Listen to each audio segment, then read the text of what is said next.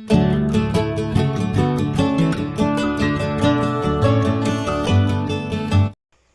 mga amiga-amigo, magandang araw sa lahat. Gagawa ako ng carbonara. Kaya ito yung mga ingredients. Ito ay inuumpisahan ko na. Maghiwa ng ham. Hinanda ko na yung sibuyas tsaka yung bawang. Tapos yan ang ham. Ihiwa-hiwa ko na siya ng square.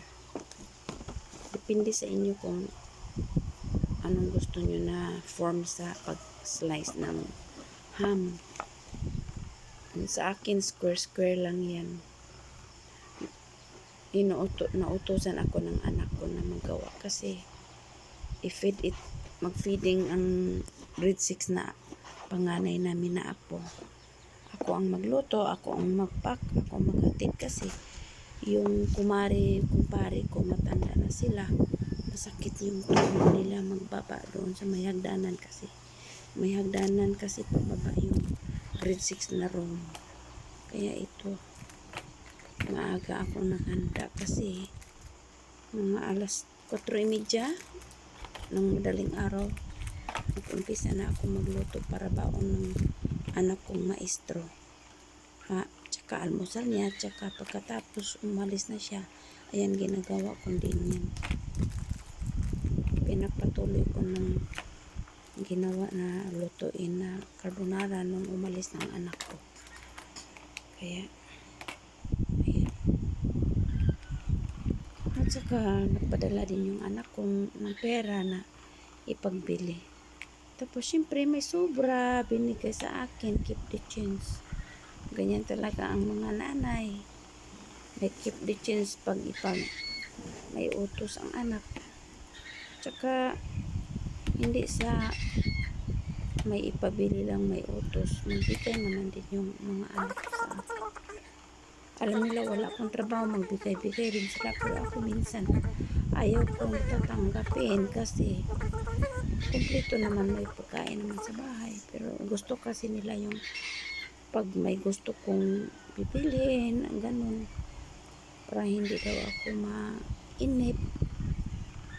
Iniipon ko lang mga amiga-amigo.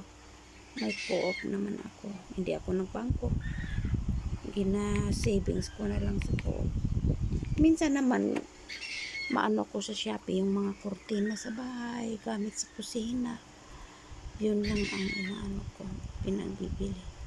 Kasi pag damit, pag may okasyon, ayun, saka lang ako mag-shopping. Sa Lazada lang talaga ako. Minsan sa Shopee.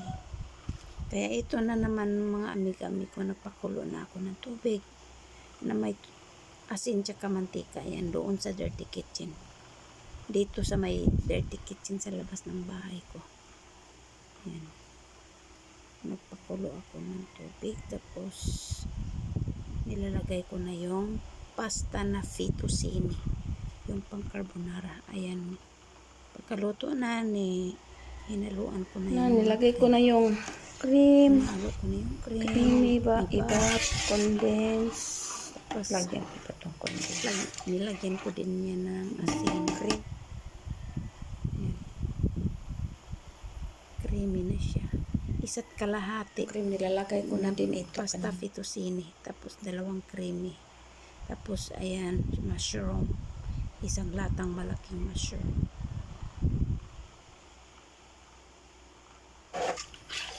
Pinapakulo. Ayan, ipapakulo ko pa rin siya ng cream para maluto yung ham. Ito na naman, dagdagan ko ng cream kasi isa lang yung nalalagay ko doon. Ayan, idadagdag na.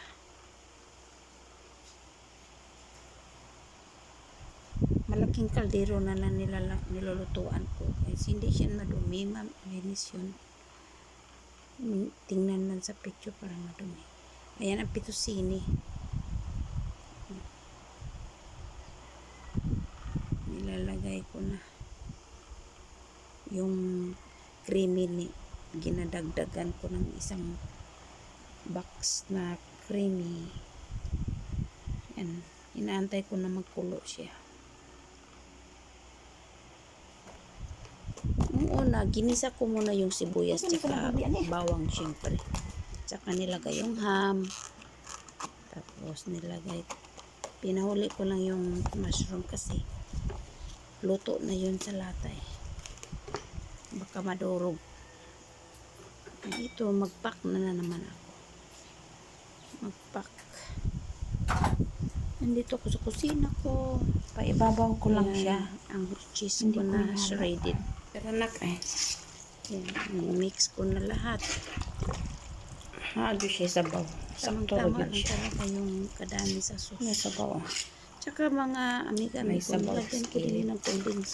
Pamatangan na Isang lata yung isang kalahati para matamis-tamis Creamy naman siya. siya. Pwede din hindi lagyan. Nag-pack na ako. Ayan. Nag-pack na naman ako. Tinanggal ko muna yung mga lagyanan para mabilis na paglagay ng carbonara sa loob. Yan. Ano ko siya, hiniwalay-walay ko muna yung mga lagyanan kasi masikip kasi siya para tuloy-tuloy na yung paglagay ko sa carbonara.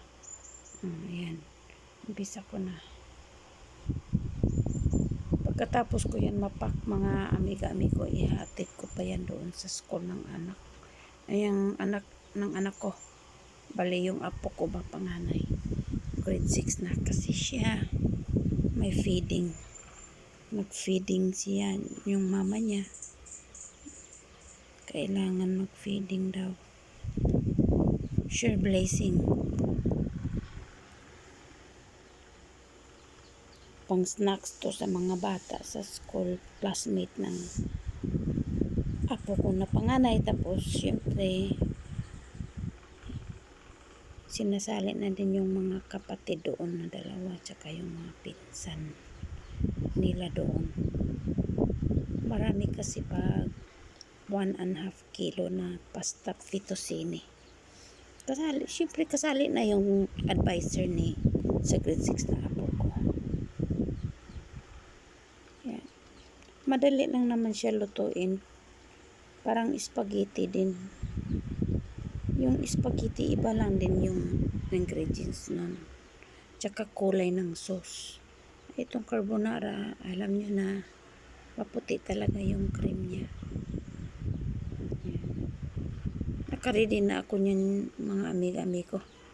Nakaligo na, nakabihis na, tsaka ako nagpack. Para diretso-diretso na ang lakad pagkatapos niyan magpack.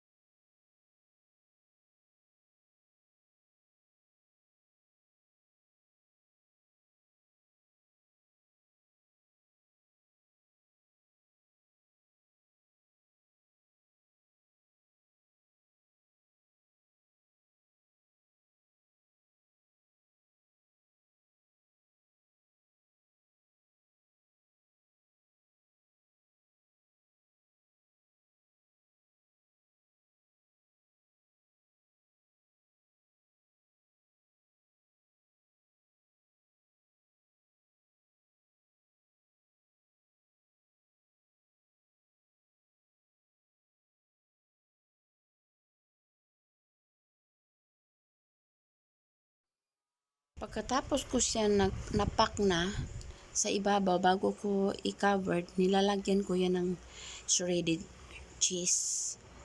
Yung Eden cheese lang ang binibili kong malaki. Hindi na shredded ko. Nilalagyan ko ng cheese sa ibabaw.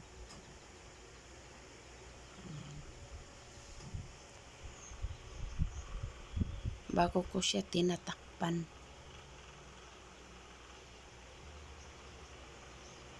Madali lang siya. Kung magnegosyo ng ganito, madali lang siya. Pero, iwan ko kung hindi pa ako nakapagsubok na magbinta ng ganito. Mahal kasi yung ano niya eh. Ang kumpra ko nito eh, yung grocery ko sa carbonara lang, 1,200 plus. Hindi na kasali yung gasolina.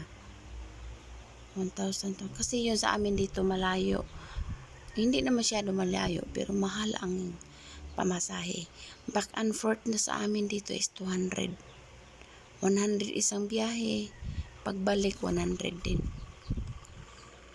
Pag mag-iisa ka lang magsakay. Pero yung sa akin, wala lang. Nagmotor lang kami ng anak ko. Halos dito may sarili ng sasakyan. May mga sariling sasakyan na kasi mahal nga yung pamasahe. Ayan, cheese nilalagay ko sa ibabaw.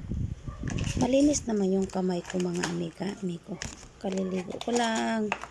Tapos nagugas ng kamay ulit. Pagkatapos nag-supply na gugas ng kamay bago ako nag-pack dyan. Ayan. Dahil bilin na ko. Ako rin ibilin Paubos na. Yan na. Tamang-tama lang talaga. Ako na yung kaunon ko niya. Gibinan na po na ko. Quantity niya. Lamay ka arap gibilin kani ako. Tama sa Dagkan man tinapak. ako Tapos panakuhaan. may dalawang box na nalagyan ko. Para Ayan. kang mads Binigay ko na sa kumari ko yan. Diyan na ang tanan. Tapos yung isa namang box sa amin dalawa ni Benso. Yes. Tagbuon mo ko na po ron. Wat na sa ako ni isod plastic ilaha. Yung lady plastic mo pang hisi niya. Kani ka inday hali sa po ni. Ako lang sa ikon. Kani 20 ni siya tanan day 1, 2, 3, 4, 5, 6, 7, 8, 9, 10, 11, 12, 13, 14, 15, 16, 17, 18, 19, 20. Kari, akong ihatag ni Mads. May sobrang cheese food ako ni wala man. Kani sa 25 ni kabuok. Ready na ni ako na ni butang sa bag.